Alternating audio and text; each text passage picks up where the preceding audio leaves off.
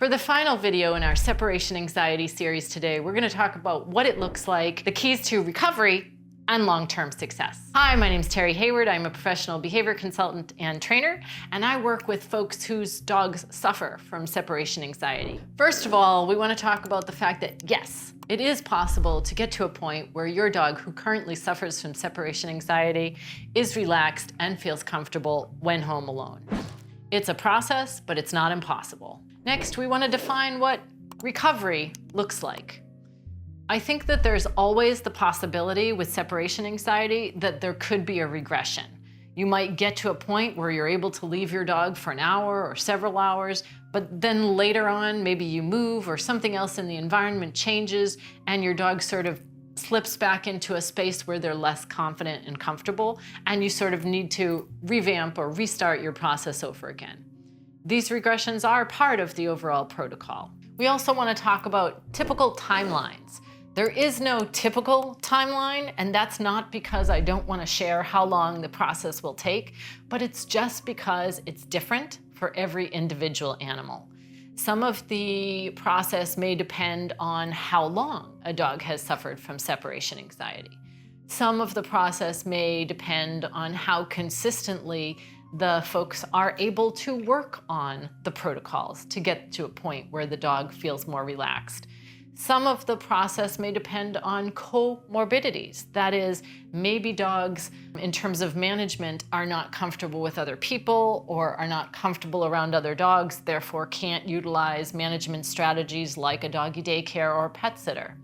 Sometimes they comorbidly have confinement issues or sound sensitivities or reactivity. So folks may be dealing with other behavioral problems in addition to separation anxiety. In terms of progress and expectations, a sample timeline, again, is not really accurate because it's going to be different for every dog and every family. However, I would say that at the beginning, there is a period where we're working to desensitize to movements.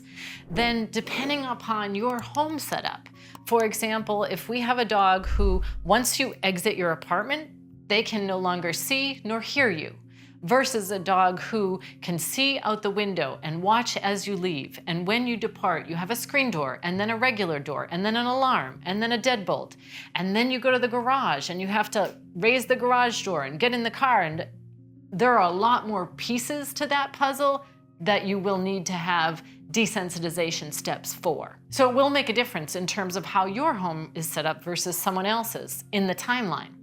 For example, someone might have an apartment whereby when they exit, you can no longer see nor hear the person, versus someone else who goes out a screen door and then goes out their regular door and then has an alarm to set plus a deadbolt, and then they walk to a garage and they have to raise the door in the garage and then they have to get in the car, and then so there might be a lot more pieces to desensitize to in that second version.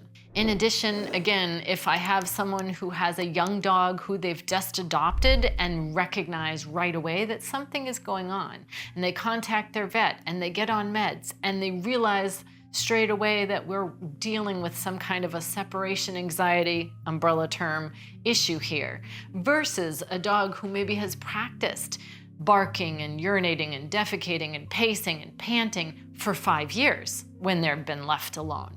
They've got a longer reinforcement history for the problematic behaviors in that scenario. So all of those can factor into the timeline of how long it takes to get to a point of relaxation. Having said this, I've worked with lots of dogs that are able to get to a point where people can leave the home, do activities, and feel confident and comfortable that their dog is no longer suffering at home with the stress of being by themselves. So working with a qualified professional plus a vet and/or veterinary behaviorist is generally the route to getting to a point where your dog who suffers from separation anxiety can be relaxed and comfortable when they're home alone. Thanks for joining us.